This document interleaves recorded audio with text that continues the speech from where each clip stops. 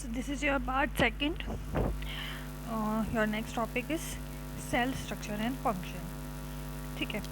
सो हमारे ऑर्गन्स जितने भी होते हैं ना, तो वो क्या है, सारे ऑर्गन्स किससे बने हुए हैं, हमारे सेल्स से मिलके बने हुए हैं, जो कि अलग अलग फंक्शन परफॉर्म करते हैं. ठीक है. तो क्या है, हर एक जो ऑर्गन है वो अलग अलग फंक्शन परफॉर्म करेगा. लाइक डाइजेस्टिव हो गया, एसिमिलेशन हो गया, अब्जॉर्प्शन हो गया. ये सारे वर्क जो होते हैं ना, ये हमारे डिफरेंट डिफरेंट ऑर्गन्स करते हैं. ठीक है.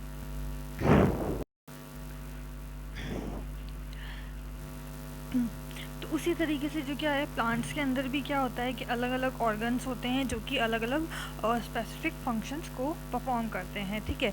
लाइक अगर हमने रूट की बात करें, तो ये जो रूट होती है ना हमारी प्लांट की, वो क्या करती है, अब्जॉर्प्शन करती है वाटर एंड मिनरल्स का. ठीक है. देन जो हमारी लीव्स होती हैं, लीव्स क्या करती हैं कि जो भी हमारे कार्बन डाइऑक्साइड होता है एयर के अंदर, तो उससे क्या बनाती है, फूड बनाती है, जो कि अलग अलग पार्ट के अंदर जाता है, किसके, प्लांट के. ठीक है. तो यहाँ पर क्या है कि फोटोसिंथेसिस जो होता है ना, वो किसकी वजह से होता है, लीव्स की वजह से होता है. तो हर एक ऑर्गन जो होता है ना, वो अलग बहुत सारे स्मॉल पार्ट से मिलके बना होता है. लाइक एक जो सेल है ना, तो इसी तरीके से कई सेल, ग्रुप ऑफ सेल, मतलब ये बहुत सारी सेल्स हो गई हैं. ये पूरा एक सेल का जो पूरा ग्रुप कहलाता है ना, ये पूरा ग्रुप क्या कहलाता है, हमारा टिश्यू कहलाता है. और ऐसे ही बहुत सारे ग्रुप्स, लाइक ये एक ग्रुप हो गया, एक हमने इसी तरीके से एक और ग्रुप बना दिया. तो ये जो सारे ग्रुप होते हैं ना, बहुत सारे ग्रुप्स मिलके एक ऑर्गन बनाते हैं. तो each organ is further made of smaller part called tissue. तो हर एक ऑर्गन किससे मिलके बना हुआ है, टिश्यू से मिलके बना हुआ है. टिश्यूज़ किससे मिलके बने हुए हैं, ग्रुप ऑफ सेल्स से, मतलब सेल्स के ग्रुप से मिलके बना हुआ है. तो टिश्यू जो होता है ना, कि वही क्या है कि जो tissue is a group of similar cell performing a specific function. तो जो टिश्यू है वो एक ग्रुप है सेल्स का, जो कि एक स्पेसिफिक फंक्शन को परफॉर्म कर रहा है.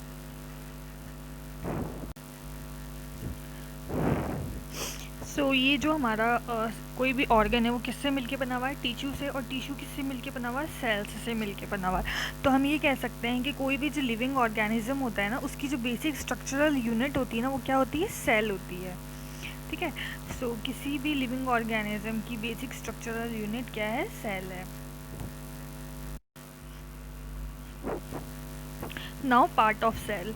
तो यहाँ जैसे हमारी बॉडी अलग अलग ऑर्गन से मिलके बनी हुई होती है, उसी तरीके से जो सेल है ना, सेल भी अलग अलग कंपोनेंट से मिलके बना हुआ होता है. सेल के अंदर भी बहुत सारे अंदर पार्ट होते हैं. तो सबसे फर्स्ट पार्ट उसका होता है सेल मेम्ब्रेन. जो सेल मेम्ब्रेन होती है ना, जो बहुत ही बेसिक कंपोनेंट होता है किसका, सेल का, सेल मेम्ब्रेन. जिसके अंदर क्या क्या होता है, सेल मेम्ब्रेन होता है, एक साइटोप्लाज्म होता है, न्यूक्लियस होता है. ठीक है. तो cytoplasm and nucleus is around enclosed within the cell membrane.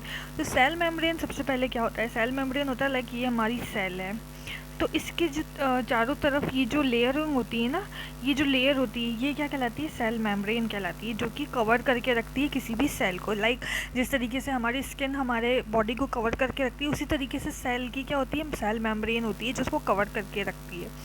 और इसके जो अंदर होता है एक लिक्विड भरा होता है. ठीक है. तो इस लिक्विड को हम क्या कहते हैं, साइटोप्लाज्म कहते हैं. और ये जो हमारी सेल होती है ना, इसके बीच में एक और ये इस तरीके से हमारा क्या होता है, न्यूक्लियस बना हुआ होता है. एक छोटा सा पार्ट होता है बीच में, बिल्कुल मिड के अंदर, उसको हम क्या कहते हैं, न्यूक्लियस कहते हैं सेल का. सो क्या है, प्लाज्मा मेम्ब्रेन. सेल मेम्ब्रेन को प्लाज्मा मेम्ब्रेन भी कहते हैं. The membrane separates cells from another and also the cell from the surrounding mediums. तो ये जो मेम्ब्रेन होती है ना, सेल मेम्ब्रेन, ये क्या करती है कि एक सेल को दूसरी सेल से अलग करती है. लाइक ये जो सेल है और यहाँ पर एक और सेल है, तो ये इसकी कवरिंग हो गई, यहाँ पे ये इसकी कवरिंग होगी. तो कवरिंग से क्या होगा, एक सेल दूसरी सेल से अलग हो गई. तो एक सेल दूसरी सेल से सेपरेट हो गई है, या फिर हम क्या का सराउंडिंग होती है उस मीडियम से भी क्या करती है, मेम्ब्रेन उसको सेल को अलग करती है. ठीक है. The plasma membrane is porous and allow, जो प्लाज्मा मेम्ब्रेन होती है ना, लाइक ये प्लाज्मा मेम्ब्रेन, ये सेल है, इसके ऊपर जो लेयरिंग करी हुई है ये प्लाज्मा मेम्ब्रेन हो गई।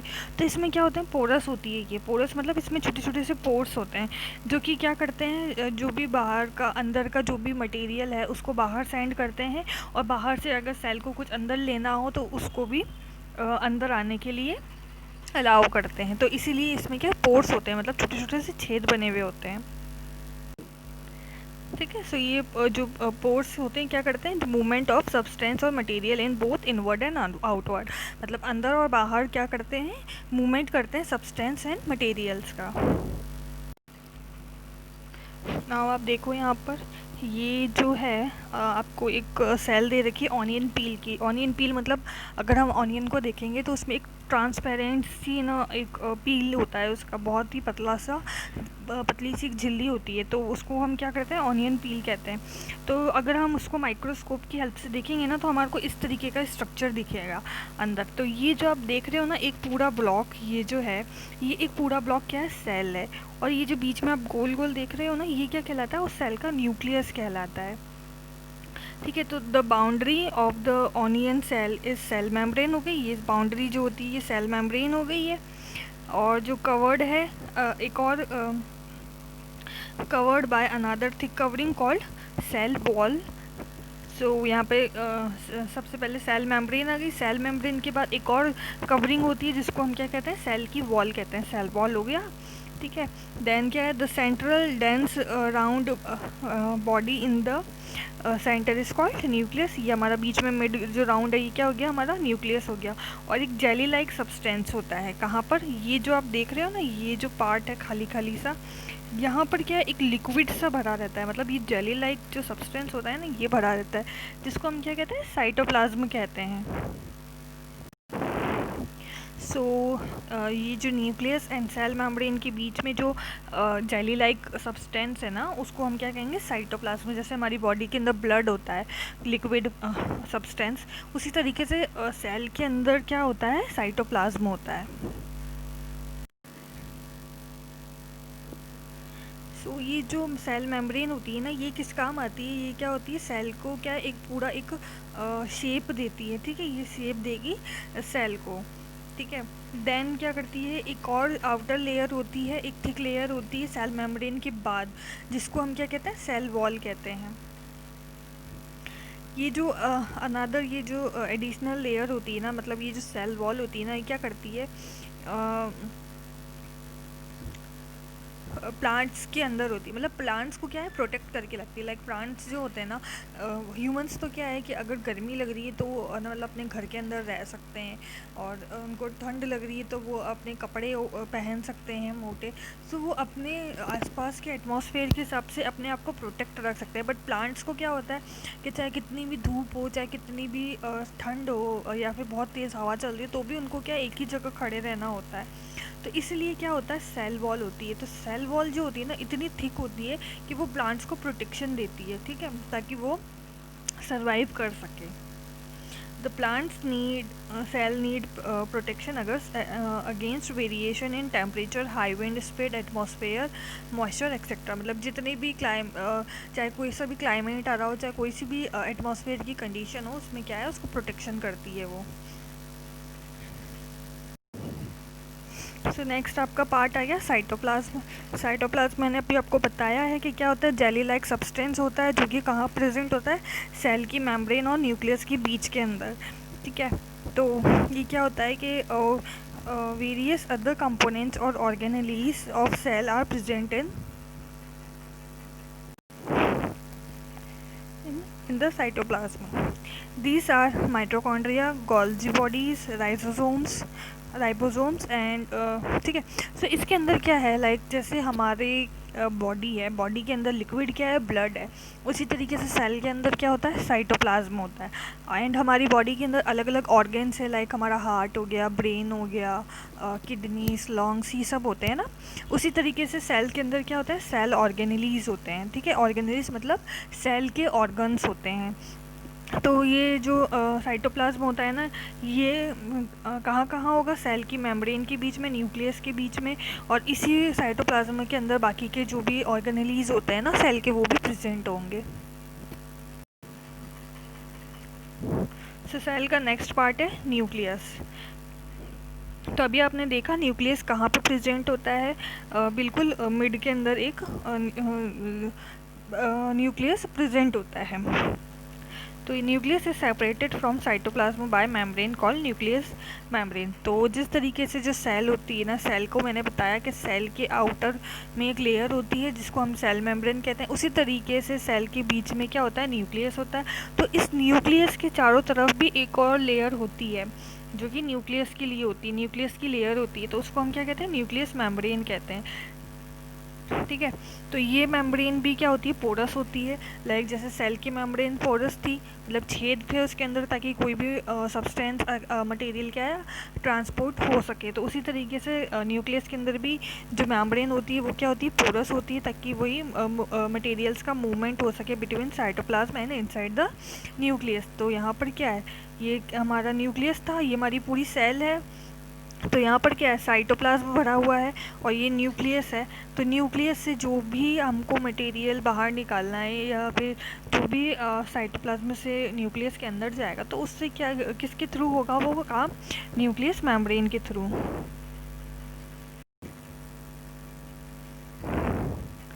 ठीक है, सो नेक्स्ट है आपका, लाइक अगर हम और भी ज़्यादा हायर मैग्नीफिकेशन, मतलब और भी ज़्यादा ऐसा माइक्रोस्कोप यूज़ करें जिसका बहुत ज़्यादा हम डेप्थ के अंदर जाके देख सकते हैं तो हम क्या देखेंगे कि ये जो न्यूक्लियस होता है ना, इसके अंदर भी एक स्पेरिकल बॉडी होती है जिसको हम क्या कहते हैं, न्यूक्लियोस कहते हैं। ठीक है, देन क्या है कि इस न्यूक्लियस के अंदर और क्या प्रेजेंट होता है, एक थ्रेड लाइक स्ट्रक्चर होता है।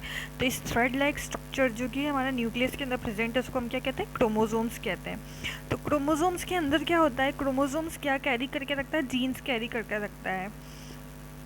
ठीक है, एंड हेल्प इन इनहेरिटेंस और transfer of characteristic from parents to offspring. तो जीन्स का क्या काम होता है, मेन जीन्स क्या करता है कि जो भी कैरेक्टरिस्टिक होते हैं पेरेंट के, लाइक हमारे जो पेरेंट्स हैं, तो हमारे पेरेंट्स की और हमारी जो फेस होता है ना, कई बार फेस हो गया, कलर हो गया, या फिर हाइट हो गई, तो ये सब जो चीज़ें होती है ना, तो ये हमारे को पेरेंट्स से हमें मिलती है। तो वो किस वजह से मिलती है, इन जीन्स की वजह से मिलती है, क्योंकि उनके जीन्स क्या है, हमारी बॉडी में आते हैं। तो क्योंकि उनके जीन्स का जो कैरेक्टरिस्टिक होते हैं ना, वो हमारी बॉडी में आके हमारे कैरेक्टरिस्टिक हो जाते हैं। तो ये किसकी वजह से होता है, जीन्स की वजह से होता है। एंड ये क्रोमोसोम्स होते हैं ना, ये सिर्फ सेल डिवीजन के टाइम ही हमारे को दिखते हैं ना। यहाँ पे हमारे को थोड़ा सा जीन के बारे में बता रखा है। वही जीन क्या होगी, यूनिट ऑफ इनहेरिटेंस होती है, मतलब हमारे जो कैरेक्टरिस्टिक होते हैं ना वो हेरिडेट करते हैं, मतलब कि एक कैरेक्टरिस्टिक पेरेंट्स से हमारे का कहाँ पे, ऑफस्प्रिंग के अंदर, मतलब पेरेंट्स से बच्चों के अंदर ट्रांसफ़र होते हैं। ठीक है, तो जो भी हमारे पेरेंट्स के पास कैरेक्टरिस्टिक होंगे, लाइक उनका जो कलर होगा, जो उनका लाइक स्किन है किस तरीके की है, कुछ भी जो भी XYZ कुछ भी कैरेक्टरिस्टिक होते हैं जो हमारे पेरेंट्स में हैं, वो हमारे मतलब उन बच्चों के अंदर भी आएंगे। लाइक उनकी जो आइज़ है, उनका रंग अगर ब्राउन है, तो वो जो होगा, जो बच्चे होंगे ना, तो उनकी भी उन आइज़ के कलर के अंदर उसका इफेक्ट पड़ेगा, चाहे हेयर्स हो, चाहे उनका आइज़ का कलर हो, इस वजह से। ठीक है, तो ये जीन की वजह से होता है। सो न्यूक्लियस का क्या काम होता है और कि क्या करता है, जितनी भी सेल की एक्टिविटीज़ होती है ना, सेल में क्या क्या एक्टिविटीज़ हो रही है अंदर, तो उनको क्या करता है, कंट्रोल करता है। तो ये जो एंटायर कंटेंट होता है, कौन सा कंटेंट, मतलब सेल, ये जो साइटोप्लाज्म होता है वो, और न्यूक्लियस, तो साइटोप्लाज्म एंड न्यूक्लियस बन के मिलके हमारा क्या बनाते हैं, प्रोटोप्लाज्म बनाते हैं। उसको हम क्या कहते हैं, प्रोटोप्लाज्म कहते हैं किसी भी लिविंग सेल का। सब न्यूक्लियस के बारे में कुछ और बता रखा है कि जो बैक्टीरियाज होते हैं, जो हमारे माइक्रो ऑर्गेनिज्म होते हैं ना, तो उनका जो न्यूक्लियस होता है ना वो वेल ऑर्गेनाइज्ड नहीं होता है। लाइक जिस तरीके से मल्टी सेल्यूलर ऑर्गेनिज्म, मतलब लाइक जिस तरीके से एनिमल्स या फिर ह्यूमंस में जिस तरीके का न्यूक्लियस होता है ना, वैसा नहीं होता, पूरी तरीके से डेवलप नहीं होता है। इवन जो बैक्टीरियाज होते हैं माइक्रो ऑर्गेनिज्म, उनके अंदर न्यूक्लियस मेम्ब्रेन भी नहीं होती है। ठीक है, तो the cell having nucleus material without nucleus membrane are termed as prokaryotic cell. तो इस तरीके की जो माइक्रो ऑर्गेनिजम्स के अंदर जो ऐसे जो सेल्स होते हैं ना, जिनके अंदर क्या है कि न्यूक्लियस ढंग से डेवलप नहीं हो, न्यूक्लियस मेम्ब्रेन नहीं हो, तो उनको क्या कहते हैं हम? प्रोकैरियोटिक सेल्स कहते हैं। ठीक है, और इस तरीके के ऑर्गेनिजम्स को हम क्या कहेंगे? प्रोकैरियोटिस कहेंगे। ठीक है, तो इसके एग्जाम्पल्स क्या क्या होंगे? जितने भी माइक्रो ऑर्गेनिजम्स होते हैं, बैक्टीरिया, ब्लू ग्रीन एल्गाई, ये सब होंगे ना, ये सब प्रोकैरियोट्स कहलाएंगे। देन उसके बाद आता है यूकैरियोटिक। यूकैरियोटिक वो होता है लाइक जिसके अंदर न्यूक्लियस प्रेजेंट हो, और सॉरी न्यूक्लियस प्रेजेंट हो, वो भी न्यूक्लियस मेम्ब्रेन के साथ, जैसे कि हमारी बॉडी, ह्यूमंस की बॉडी, एनिमल्स की बॉडी।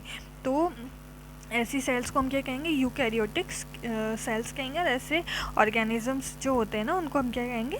यूकैरियोट्स कहेंगे। तो सेल को अगर हम माइक्रोस्कोप की हेल्प से देखें ना, तो हमारे को एक ना ब्लैंक जगह दिखेगी छोटी सी। तो ये जो छोटी सी खाली जगह होती है ना, उसको हम वैक्यूलोस कहते हैं। ठीक है, तो ये वैक्यूलोस क्या होता है कि सिंगल भी हो सकता है और बड़ा भी हो सकता है। ठीक है, एक ही हो सकता है और बड़ा भी हो सकता है। और ये चिक्स की सेल होती है, मतलब जो छोटे छोटे सेल होती है ना, उनके अंदर ये स्मॉलर होता है। और जो large vacuoles are common in plant cell. और लार्ज वैक्यूलर्स कहाँ मिलेगा अपने को? प्लांट्स की सेल्स के अंदर देखने को मिलेगा।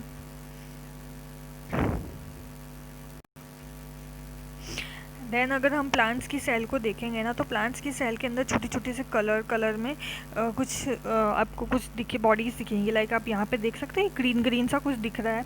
तो ये जो ग्रीन ग्रीन सा आपको दिख रहा है ना, कहाँ पे? साइटोप्लाज्म के अंदर। ये पूरा साइटोप्लाज्म है। तो साइटोप्लाज्म के अंदर ये जो ग्रीन ग्रीन सी आपकी बॉडीज दिखती है ना,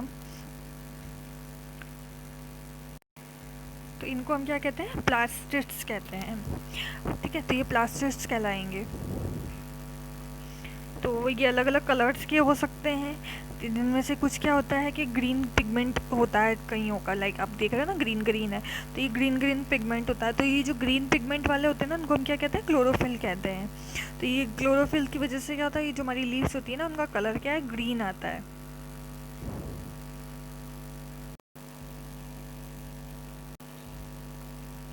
तो ये जो ग्रीन कलर के प्लास्टिड्स होते हैं ना, इनको हम क्या कहते हैं? क्लोरोप्लास्ट कहते हैं। ठीक है, तो ये क्या है? ग्रीन कलर देते हैं हमारी लीव्स को ना। यहाँ पे कंपैरिजन दे रखा प्लांट्स एंड एनिमल सेल का। ठीक है, तो वो यहाँ पे आपको एक टेबल दी हुई है। अब अभी इस टेबल को अपन देखेंगे कि क्या क्या फीचर्स ऐसे होते हैं जो कि प्लांट्स में होते हैं या एनिमल्स में होते हैं। सो यहाँ पर एक डायग्राम बता रखा है। ये प्लांट की सेल है और ये वाली जो है ना, ये एनिमल सेल है। तो आप यहाँ पे देख सकते हो ना, कॉमन चीज़ें, ये जो चीज़ें कॉमन है, जो कि प्लांट्स के अंदर भी होगी और एनिमल बॉडी के अंदर भी होगी। लाइक सेल मेम्ब्रेन आपको मिलेगा, वैक्यूलोज आपको मिलेंगे, न्यूक्लियस मिलेगा, साइटोप्लाज्म मिलेगा। और इनकी पोजीशन भी आपको यहाँ पे बता रखी है कि ये ना कहाँ कहाँ पे मिलते हैं एनिमल में, और कहाँ कहाँ पे मिलते हैं प्लांट्स के अंदर। ठीक है, अब उसके बाद है क्लोरोप्लास्ट। क्लोरोप्लास्ट क्या होता है?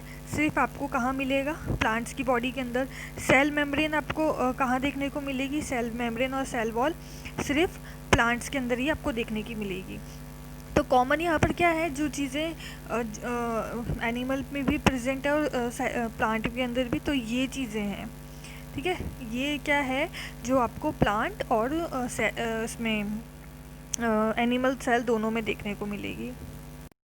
सो यहाँ पे ये टेबल दे रखी है, आपको टेबल कंप्लीट करनी है कि लाइक सेल मेम्ब्रेन होती है वो प्लांट सेल में भी प्रेजेंट है, एनिमल सेल में भी प्रेजेंट है, सेल वॉल भी दोनों में प्रेजेंट है, न्यूक्लियस भी दोनों में प्रेजेंट होता है। ठीक है, तो ये कुछ इस तरीके की चीज़ें हैं जो आपको आप पूरी टेबल को फिल करना है। So we have done this chapter.